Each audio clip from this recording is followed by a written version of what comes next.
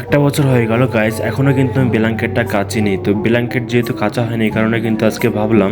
আসসালামু আলাইকুম এভরিওয়ান, আপনারা সবাই কেমন আছেন? আশা করি আপনারা অনেক ভালো আছেন। আমি আল্লাহর রহমতে অনেক ভালো আছি। যেহেতু আজকে ডিউটি নেই, তো এই কারণে যেগুলো কাজ বাকি আছে সেইগুলো কাজ কিন্তু আজকে আমি করে ফেলবো। ব্ল্যাঙ্কেট কাচতে কিন্তু সবাই ভয় করে, তো সবাই বলে যে ব্ল্যাঙ্কেট কাজ একদমই যাবে না। যখন ব্ল্যাঙ্কেটে যখন পানি পড়ে 6 কিলোর ব্ল্যাঙ্কেট তখন কিন্তু 10 কিলো হয়ে যায়। এই কারণে কিন্তু কেউ কাচতে চায়নি এবং কি সবাই ভয় পায়। আমি ভাবলাম যে ভয় পেয়ে কোনো লাভ নেই, তো চেষ্টা করবো। এর আগে কিন্তু আমি ব্ল্যাঙ্কেট কেচেছি, তো এবারও কিন্তু আবার চেষ্টা করবো। যতই হোক চেষ্টার পরেও কিন্তু অনেকটা কষ্ট হয়। যেখানে 6 কেজি ব্ল্যাঙ্কেট সেখানে কিন্তু 10 কেজি হয়ে যায় তুলতে, এবং অনেক অসুবিধা হয়। তারপরেও যদি ঘরে এসব ক্লিন করে কেউ, তাহলে কিন্তু দুটো মানুষ লাগবে। দুটো মানুষ না হলে কিন্তু সে একটা মানুষের একদম মানে হাই ছাই হয়ে যাবে। যেহেতু আমার রুমে কেউ নেই, তো কেউ রুমে না থাকার কারণে কিন্তু আমাকে একা করতে হবে। তো এখানে ব্ল্যাঙ্কেট নিয়ে এসে কিন্তু ওয়াশিং মেশিনে ফেলে দিলাম। এখন কিন্তু 6 কেজি জায়গায় 10 কেজি ব্ল্যাঙ্কেট হতে শুরু করে দিয়েছে। আমি কিন্তু এখন পানি স্টার্ট করে দিয়েছি, চালু করে দেওয়া হয়ে গিয়েছে। ব্ল্যাঙ্কেটের সাথে কিন্তু যা যা কাপড় ছিল সেই কাপড়গুলো কিন্তু দিয়ে দিয়েছে। এখন কিন্তু আমি যে সাবানটা দিব, সেই সাবানটা কিন্তু আমি এখানে ঢেলে দিই। যেহেতু অনেক দিন ধরে ব্ল্যাঙ্কেট ক্লিন করা হয়নি, এই কারণে কিন্তু সাবান একটু বেশি দিয়ে কিন্তু ভালোভাবে সুন্দরভাবে ক্লিন করার চেষ্টা করব। গাইস, এক প্যাকেট সাবান যেখানে আমার 1 মাস লাগে, 1 মাসে কাপড়ে কাচাকুচিতে কিন্তু আমি ব্যবহার করি, সেখানে মনে হচ্ছে যে সাবানের অর্ধেকটাই কিন্তু আজকে ব্ল্যাঙ্কেটে লাগবে।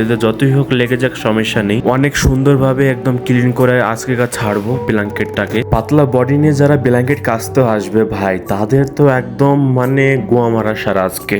মানে আমার গোয়া মারা সারা গাইস। আমি তো পাতলা, এমনিতেই পাতলা মানুষ। সেই পাতলা মানুষ যদি এসব কাজ করি তাহলে কি চলবো? এক সপ্তাহ নোংরা কাপড় কিনে সব দিয়ে দিলাম। তারপরে কিন্তু রান্না করার জন্য যত সবজি আছে সব কুচি কুচি করে কিন্তু কেটে ফেলছি। আমি কুচি কুচি করে কেটে তারপরে কিন্তু তেলে ভালোভাবে সুন্দরভাবে ফ্রাই করে ফেলবো।